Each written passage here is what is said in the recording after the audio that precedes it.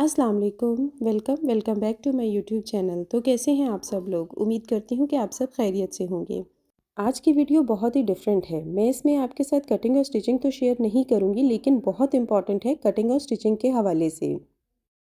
बहुत सारी सिस्टर्स के कमेंट आ रहे थे कि आप ही डिफरेंट साइज़ में भी कटिंग बताएं, जैसे स्मॉल साइज़ हो गया, एक्स्ट्रा लार्ज साइज़ हो गया। तो मैंने सोचा कि मैं आपके लिए एक सेपरेट वीडियो ही बना देती हूँ, ताकि आपको जो भी मेजरमेंट्स के हवाले से प्रॉब्लम है वो सॉल्व हो सके।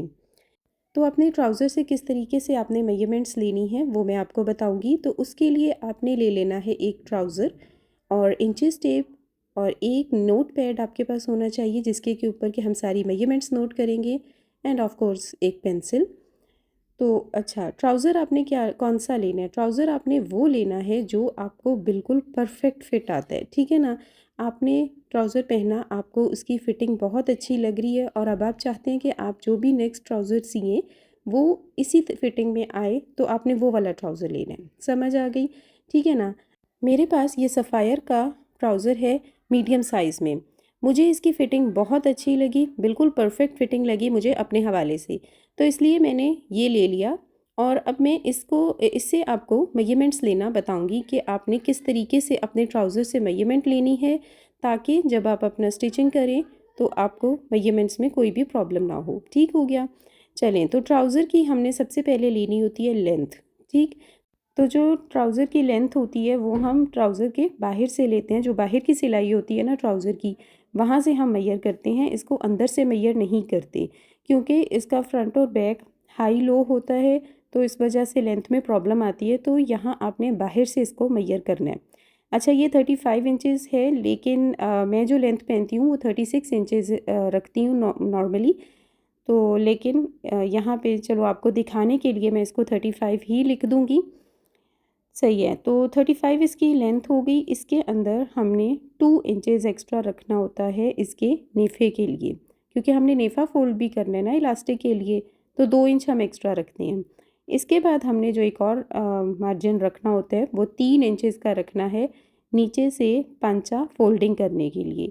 लेकिन अगर आप सेपरेट कपड़ा लगाते हो ना, तो फिर आप ये 3 इंचेस वाला एक्स्ट्रा मार्जिन नहीं रखोगे, ठीक है?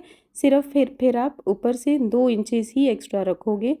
तो फ़िलहाल के लिए मैं इसको साथ ही लिख लेती हूँ, 3 इंचेस, ठीक है? तो ये हमारी टोटल लेंथ हो जाएगी 40 इंचेस, यानी इतनी लेंथ का हमारा ट्राउज़र कट होगा। सही हो गया। इसके बाद हमने जो नेक्स्ट मेजरमेंट करनी है वो मैं करूँगी जी इसके वेस्ट की। ठीक है, हमने ऊपर से इसकी कितनी वेस्ट रखनी होती है। आपने ये जो मिडल की सिलाई लगी हुई है ना, अच्छा सबसे पहले आपने ये देखना है कि इसके अंदर ये प्लेट्स ना डले हों। अगर आप प्लेट्स डले हुए हैं तो फिर आपने 1 इंच एक्स्ट्रा रखना है, और अगर नहीं डले हुए तो फिर आप नॉर्मल इसको मेजर कर लेंगे। अच्छा, यहाँ ये प्लेट्स डले हुए थे तो मैंने इसको मेजर किए। जो मिडल की सिलाई है वहाँ से आपने इसको रखना है और इसको खींचना है इलास्टिक को, और जो साइड की सिलाई है ना वहाँ तक इसको मेजर करना है। तो ये 9.5 बन रहा था, लेकिन 1 इंच मैंने इसमें ऐड किया है, जो अंदर 1 इंच का प्लेट डला हुआ था। ठीक हो गया। 9.5 की मेरी लेंथ आई थी, और 1 इंच जो है वो मैंने जो प्लेट इसमें डला हुआ था, और 1 इंच हम इसमें एक्स्ट्रा रखते हैं, जो कि हमारा सिलाई का मार्जिन होगा। ठीक है, आधा आधा इंच दोनों साइडों पे सिलाई लगनी है, तो 1 इंच हम एक्स्ट्रा रख लेते हैं सिलाई का मार्जिन। तो ये 11.5 इंचेस टोटल वेस्ट बनेगी। ठीक हो गया जी। अच्छा, तो इसके बाद जो नेक्स्ट हमने मेजरमेंट करनी है वो हमने इसकी आसन की करनी है। आपने एक चीज़ नोट की होगी कि मैं जो जितनी भी मेजरमेंट्स कर रही हूँ वो मैं इसकी फ्रंट से कर रही हूँ, क्योंकि हमने कटिंग फ्रंट पीस की करनी होती है। फ्रंट का जो पल्ला होता है उसकी कटिंग करनी होती है, और जो बैक की कटिंग करते हैं वो हम फ्रंट को बैक के ऊपर बिछा के फिर हम बैक की कटिंग कर लेते हैं।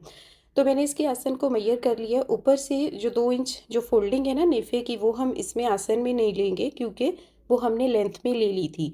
तो इसलिए ऊपर से तो 2 इंच की वो फोल्डिंग मैं नहीं ले रही, लेकिन आपकी जितनी आसान आएगी। ठीक है, मेरे केस में ये आई थी 12 इंचेस, 12.5 इंचेस, और इसमें जो सिलाई का मार्जिन है वो मैं आधा इंच रख रही हूँ, क्योंकि नीचे से तो सिलाई में जाना है ना, तो फिर इसलिए आधा इंच मैंने उसको सिलाई का मार्जिन ले लिए। और ये हो जाएगी हमारी 13 इंचेस। तो चलिए जी, आसन की मेजरमेंट हो गई। अब हमने जो मेजर करना है वो हमने करना है इसके थाइस को। तो उसके लिए ट्राउज़र को इस तरीके से बिछा लेना है और आसन से नीचे हमने इस तरह इसको ट्राउज़र सीधा कर लेना है और यहाँ से अंदर से रख के ना इसको जहाँ पे बाहर की सिलाई है ना वहाँ तक इसको मैयर करना है। पूरा नहीं मैयर करना, जितनी सिलाई है ना वहाँ तक इसको मैयर करना है, क्योंकि मैंने आपको पहले भी बताया है कि हम इसके फ्रंट के जो पल्ले हैं ना सिर्फ उनको ही मैयर करेंगे। तो चलिए, थाइस हमारी हैं यहाँ पे 12 इंचेस आई हैं, तो 1 इंच एक्स्ट्रा मैं दूंगी सिलाई का मार्जिन और ये हो जाएगी 13 इंचेस की थाइस। थाइस के बाद जिस चीज़ की हमें ज़रूरत होती है वो है इसका पांचा, यानी इसका बॉटम। ठीक है, तो उसको भी हमने इस तरीके से बिछा लेना है और इसका हम बॉटम की मेजरमेंट ले लेंगे। ठीक है, आपका जितना भी पांचा है आपने वो मैयर करना है और उसको लिख लेना है, ठीक है ना। अच्छा, ये जो मेजरमेंट्स मैं बता रही हूँ ना, आपने इसी तरह से अपने ट्राउज़र को मैयर करना है और इसको साथ साथ लिखते जाना है। और लिखने के बाद आपने जो इसको ना संभाल के रख लेना है। तो जब भी आपने कटिंग करनी है अपने ट्राउज़र की, आपने सिंपली ये मेजरमेंट्स निकालनी है, इनको देखना है और उसके मुताबिक आप अपने ट्राउज़र की कटिंग कर लेना। ठीक हो गया। अच्छा, तो पांचे की जो लेंथ आई है, जो मेजरमेंट आई है वो 9 इंचेस आई है, जिसमें कि 1 इंच में सिलाई का मार्जिन दूंगी और ये 10 इंच हो जाएगा। ठीक है, ये खुला पांचा है, डिपेंड करता है, आपको तंग चाहिए तो आप इसके मुताबिक अपनी एडजस्टमेंट्स कर सकते हो साइज़ की। ठीक है, अब हमें जो है वो घुटने का साइज़ चाहिए होता है। वैसे तो आम तौर पे क्या होता है कि जो घुटने का साइज़ मीडियम साइज़ है ना अगर आपका, तो उसमें 15 इंच नीचे से, यानी पांचे से ऊपर 15 इंच पे निशान लगाते हैं। अगर आपकी थोड़ी हाइट ज़्यादा है तो आप उसको 16 इंच कर लो। दूसरा तरीका ये होता है नाप करने का घुटने का, कि आपने पूरा ट्राउज़र को मैयर करना है, ठीक है, और उसको हाफ़ कर लेना है, इंचेस टेप को हाफ़ करना है और हाफ़ करके ना 1.5 इंच ऊपर, नीचे से ऊपर 1.5 इंच पे निशान लगा लेना है और वो होगा आपका घुटना। ठीक है, वहाँ पे आपका घुटना आएगा और वहाँ से आपने घुटने की फिटिंग, जितनी भी गोलाई है ना वो मैयर करनी है। ठीक है जी, तो मेरे केस में जो घुटने की गोलाई आई है वो 10 आई थी, जिसमें कि 1 इंच मैं सिलाई का मार्जिन दे रही हूँ, तो ये हो जाएगा 11 इंच। तो चलिए जी, ये होगी थी सारी मेजरमेंट्स। बिल्कुल इसी तरह से आपने भी अपने ट्राउज़र की, जो आपको परफेक्ट ट्राउज़र फिट आता है उसकी आपने मेजरमेंट्स लेनी है, इसी तरीके से आपने नोट डाउन कर लेनी है और ये आपने फिर इसको यूज़ करना है जब आप ट्राउज़र की कटिंग करेंगे। अच्छा, तो मैं अब आपको इसकी ड्राफ्टिंग करके भी बता देती हूँ कि किस तरीके से हम ट्राउज़र की कटिंग करते हैं। इन्हीं मेजरमेंट्स को लेके मैं किस तरीके से कट करूँगी। तो ऊपर से मैंने थोड़ा सा अच्छा, आप सपोज़ कीजिए कि मेरे पास ये ट्राउज़र का कपड़ा है, ये हम इसका फ्रंट का जो पल्ला है ना वो कट करेंगे। तो उसको मैंने ले लिया ऊपर से 2 इंच, जो हम नेफ़े की फ़ोल्डिंग करते हैं ना, 2 इंच वो है। ठीक है, 2 इंच ऊपर से नेफ़े की फ़ोल्डिंग करनी है। अब ये लेंथ का निशान मैंने लगाना है।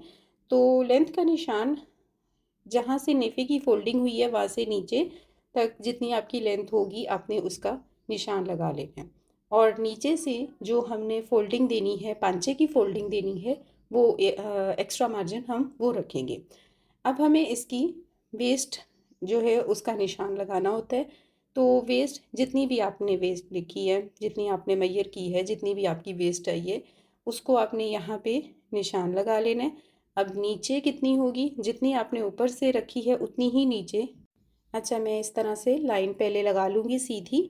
ठीक है, और जितनी आपने मैयर कर लेनी है, जितनी ऊपर से है उतनी ही इस तरह से नीचे को हम लगा लेते हैं लाइन।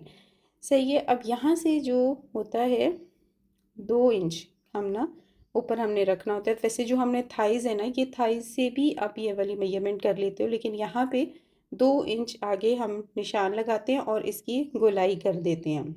सही, ये ट्राउज़र की गोलाई होती है, क्योंकि यहाँ पे ये आसन बननी होती है, तो ये राउंड में इस तरीके से होती है। ठीक है ना। तो अच्छा, इसके बाद हमें ना ट्राउज़र को हाफ़ करना होता है। हमने जहाँ पे हमारी गोलाई ख़त्म हुई वहाँ से हमने बिल्कुल हाफ़ करके इस तरीके से हम सीधी लाइन लगा लेते होते हैं। और फिर ना हम पांचे का जो निशान लगाते हैं वो इस लाइन के आधा एक साइड पे और आधा एक साइड पर होता है, क्योंकि ये जो हमने सीधी लाइन लगाई है ना, ये आपका ट्राउज़र का मिडल है। समझ आ रही है ना आपको? तो आधा आधा हमने एक साइड पे, दोनों साइडों पे आधा आधा जो पांचे का निशान है वो लगा लेना है।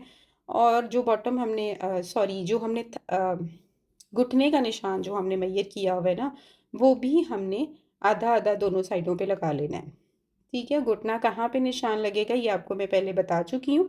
तो आपने घुटने का भी ऐसे ही निशान लगाना है, और साइड से फिर हम इस तरीके से इसको स्ट्रेट करते हुए, हल्की सी गोलाई देते हुए हम इसकी शेप दे लेते हैं। यहाँ पे इस तरह आपने इसको राउंड करना होता है, क्योंकि यहाँ पर ना आपके हिप्स आते हैं, तो हिप्स के लिए थोड़ा सा राउंड होना यहाँ पे ज़रूरी होता है। तो इस वजह से हम वहाँ पे थोड़ा सा इसको राउंड में करते हैं।